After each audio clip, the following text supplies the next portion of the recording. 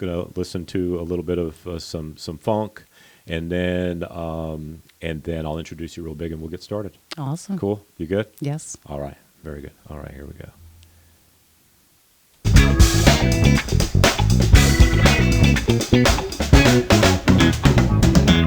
Hello and welcome to Morning Fuel. I am your host, John Bundy, and you are here because you believe in the power of the spoken word and its ability to change lives, and that by sharing our stories, we can help others to overcome challenges that they cannot overcome on their own.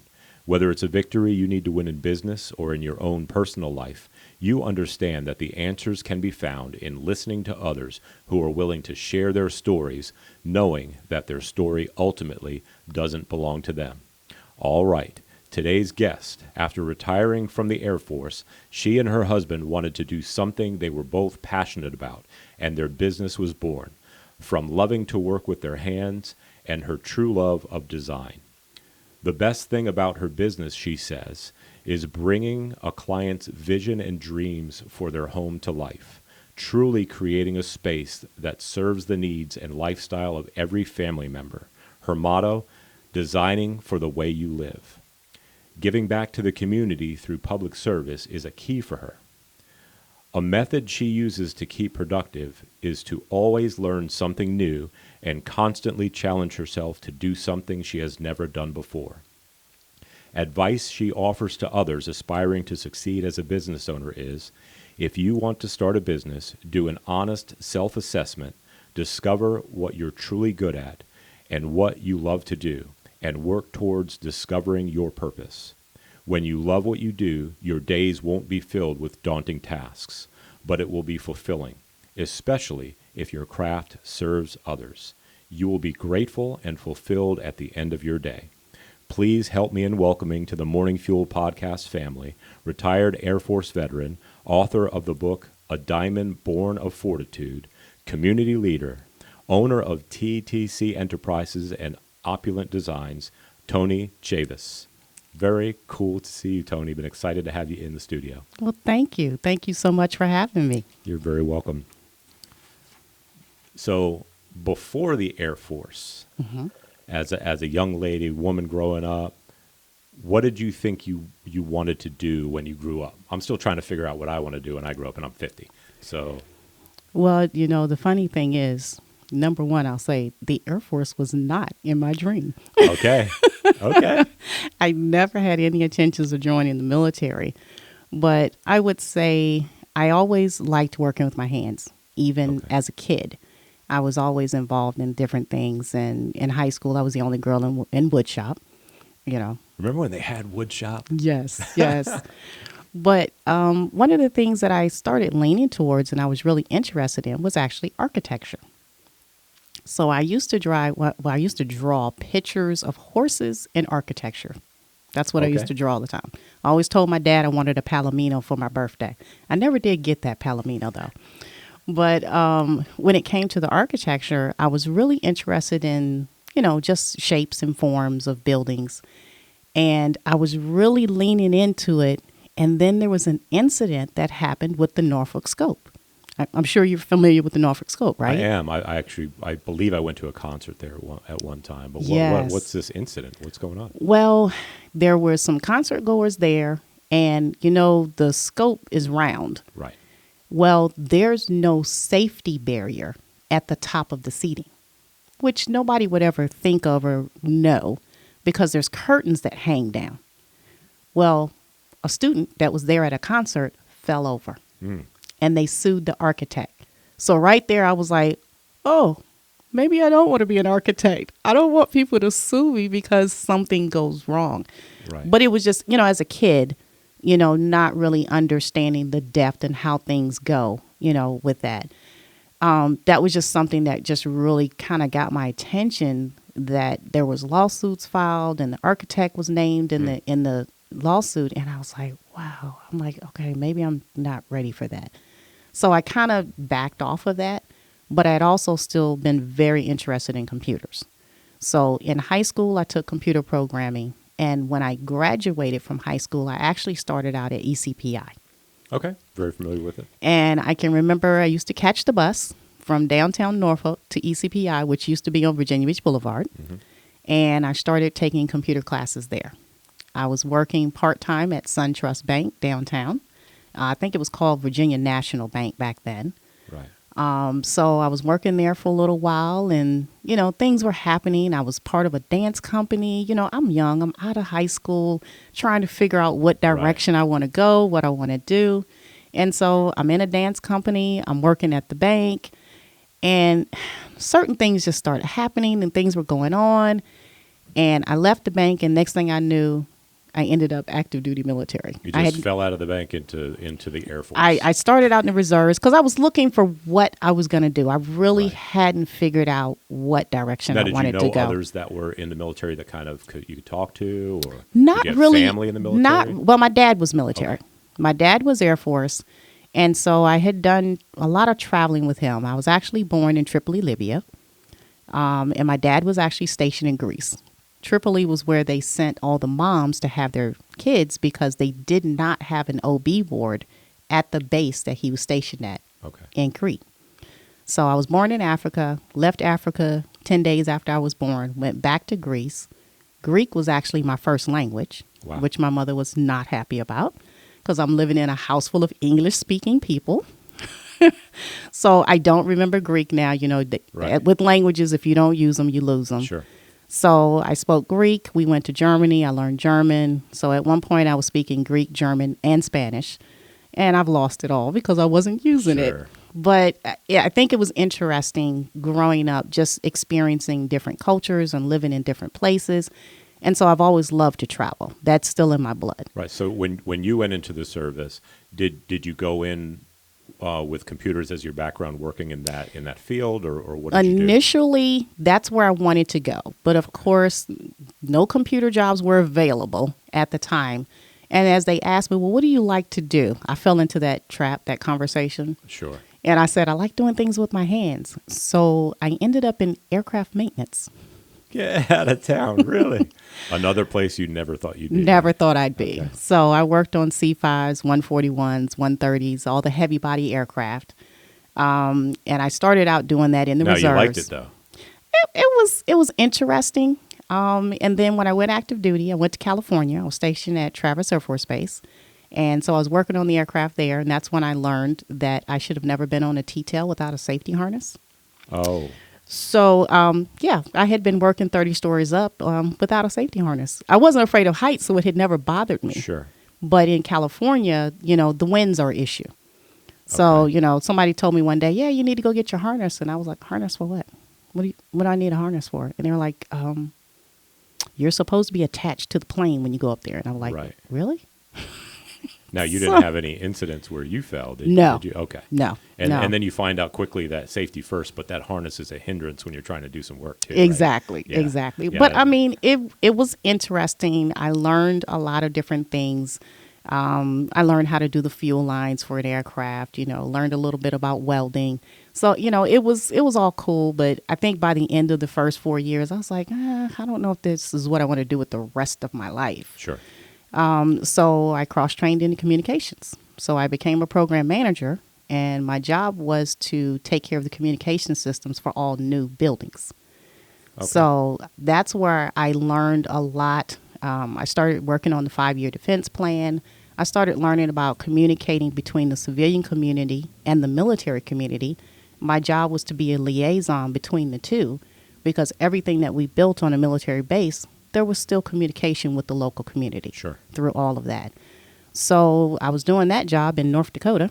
I started out doing it in Korea. Okay. I was at Osan Air Base in Korea, did a year there, which was an interesting challenge. Sure. At that point, I was a single mom, and I had a 14-month-old kid. So I left my daughter here in the States and went to Korea, and I was not ready for that. That was probably one of the hardest moments in my career. Okay. Yeah, absolutely. To have to leave my daughter behind. Did you meet your husband in the service, or? I did, but I didn't meet him until much later. Okay. How many years did you serve? I did 22 years. Wow. Thank you so much. Thank you. I don't think most civilians understand, that you are not yours when you go into the No, into the service. you're not. So wow. So thank you. Now, in reading some of the answers you gave to the questions that we asked, what touched me was you had spoken about your mom passing. Now, my mother, she passed. I think way too young. She was 60 of cancer, and this was about 11 years ago. And it's still hard for me to think Yes. about it. Every Mother's Day, every birthday that comes around. But you said that you finally. Now I saw you finally decided to write a book. Now I thought. You said finally, you used the word finally. You've had that book in you for a while, Yes. but you finally decided. Talk to us about what happened. I mean, your mom passed, and what caused you, what compelled you to write the book?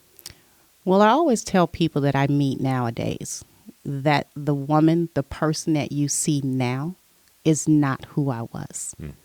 I was a very shy, reserved kid. I wasn't the popular kid in school.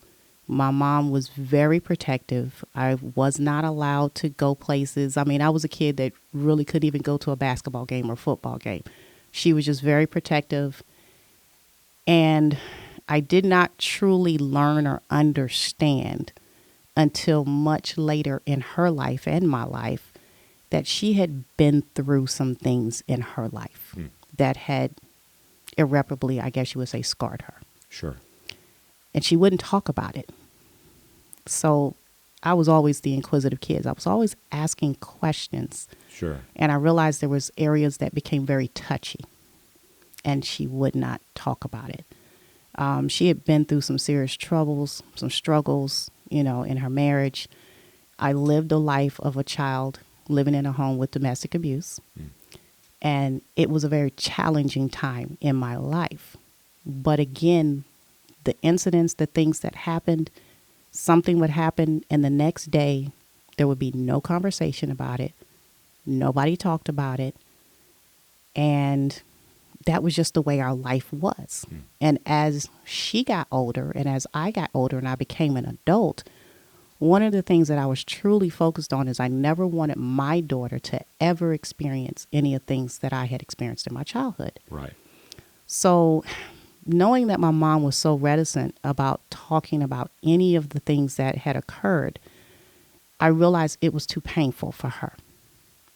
So even though I asked a lot of questions and I could not get answers, when she actually passed away, I actually found a lot of answers in things that she left behind. She had written a lot of things down. Oh, wow. I found letters. I found medical records. I found all kinds of things. She had truly kind of been chronicling things that had happened in her life. Even though I knew she had already gotten rid of a lot of stuff, there was still a lot that answered a few questions for me. And because of the things that I had experienced when I left home, I always say I left home very green, was not aware of what the world was that I was about to step into. And so I experienced so many challenges when I first left home, from being in the military, being a woman in the military, being away from home, being young, dealing with relationships, dealing with people, and with me being so shy and, kind of closed off to people, I just didn't know how to deal with a lot of things. But through every one of the experiences that I went through, I was learning, I was growing, and I was evolving. Once my mom passed away, there was things that happened to me in my life I never told her about.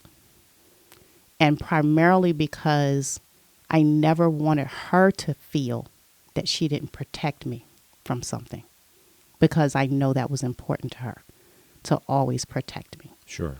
So once she passed away, I felt like, you know what? I have to share things that I experienced, things that I learned, things that I went through, because they all help develop the person that I have become. Sure.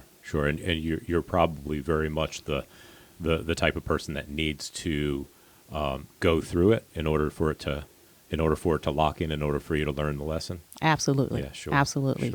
Sure. Now there's certainly things that I wish I had never experienced. Right. But my goal, and one thing that I've done, is my mom was not one of those mothers that would just talk about everything. She wouldn't. So I have done just the opposite with my daughter. From a very young age, we've had open and frank conversations.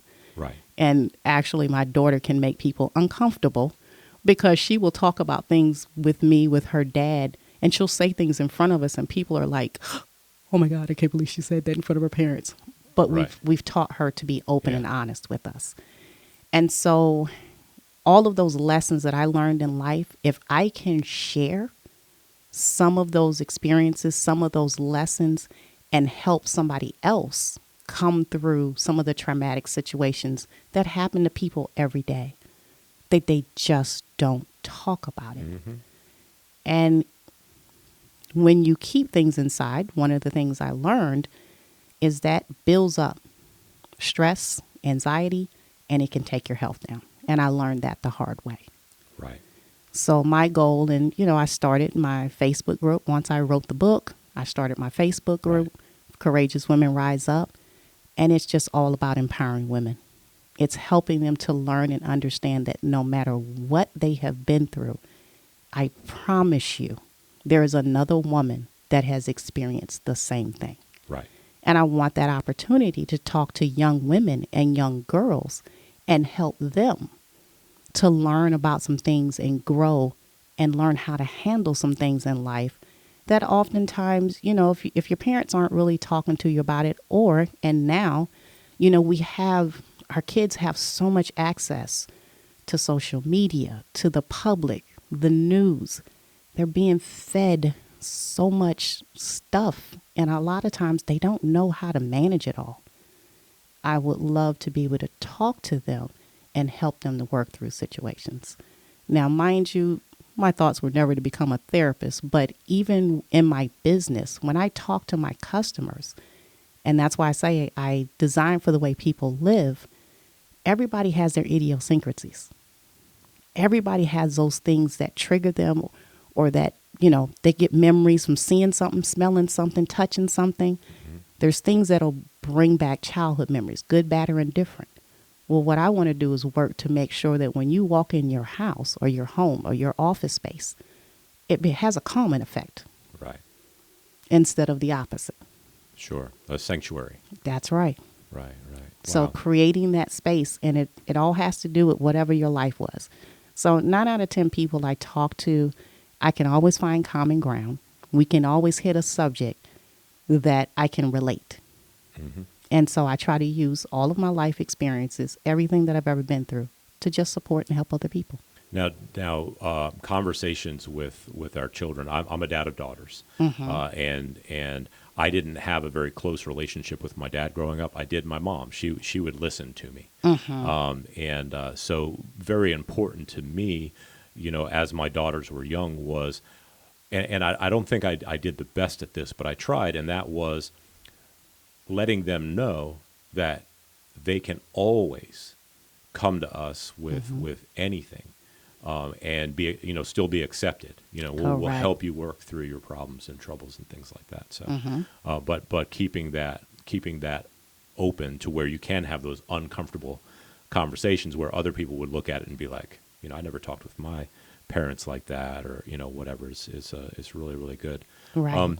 And at the end of your book, you wrote an affirmation, and I just want to read it and then ask you a question about it. Okay.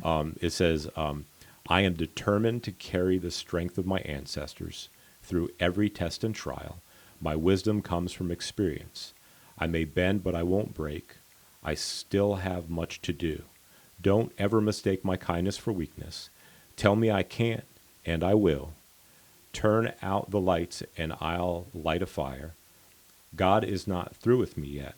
I am a diamond born of fortitude. And you had, in the words of Maya Angelou, still I rise, phenomenal woman, that's me.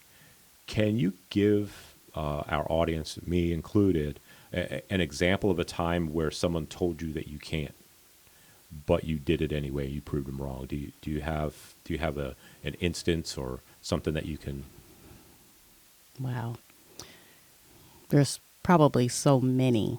Sure. But probably for me in my day and time, joining the military was something that I kind of was being told wasn't the norm Okay. for a woman or for a girl. Right. Working on aircraft, I went into a male-dominated field. Sure. So, of course, I ran into my challenges with that. I mean, my first duty station, 220 men and 6 women. Mm. So I always ended up being the minority in more ways than one. Sure.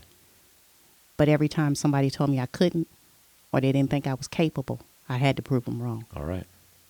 So, Right. And I feel like, everything in life is always a challenge to you.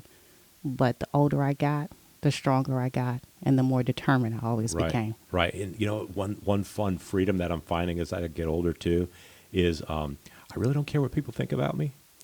I mean, there's always a part that does. You want to be seen in a good light and stuff like Right. that. But when it comes to what you like, how you are, who you are, and then, of course, my daughters and I talk, we're people of faith. We believe in God, so knowing whose we are as well. And then when you have that understanding, it really, I'm just going to be me. You're just going to be you. And that is where your freedom comes right, from. Right. Absolutely. When you don't worry about what everybody else thinks. Mm-hmm. That's right. I worry about what one person thinks of me, and that's God. Right. Absolutely. I want to be pleasing in his eyes at all times, and that's what I focus on. Yeah. And then there's so much freedom in that. Yes.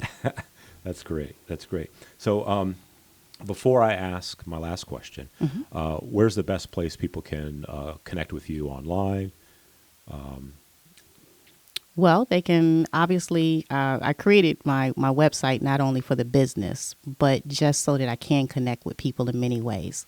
So www.tonichavis.com. Okay. I kind of created that just clear, simple webpage. Right. And they can learn about me. They can learn about my business.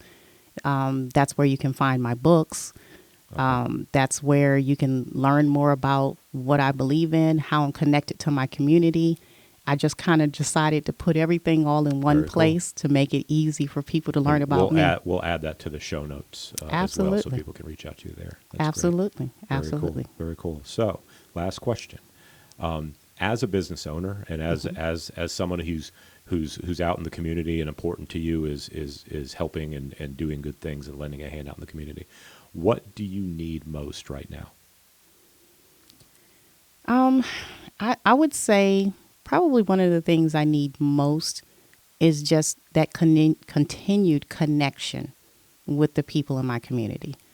Getting an opportunity to be the president of the chamber, and now I'm the immediate past president. But to me, that opened up so many doors in connecting with people in general in the York community. County Chamber of Commerce has been phenomenal. Yes. Love it. Yes. I mean, I've met the local officials to know who the leaders are in the community, connecting to other people who are in organizations, nonprofit organizations. I've been a part of the Social Butterflies Foundation, which is all about supporting people with lupus and fibromyalgia, which I also have. But just being able to connect with people, being in the community and just reaching out and being a part of every bit of it has just helped me to support others and find resources, because that's one thing I always tell people. I want to be a resource to others. So even if I don't have an answer, I know who to call, and I can connect you with somebody. So no matter what the situation is, I always say, you know what, if I don't have an answer, I'll get you one. So that's probably the most important part. Nice. Toni, very, very cool to meet you and get to know you. Look forward to, making those connections in the community with you.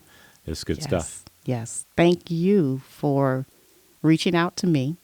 And you did it many times, but I appreciate you doing this and giving me an opportunity to be a part of your program. And I hope that something that I've said or something that you shared about me will be beneficial to somebody else. Well, that's why we do this. Very, very, very honored to have you here. That's awesome.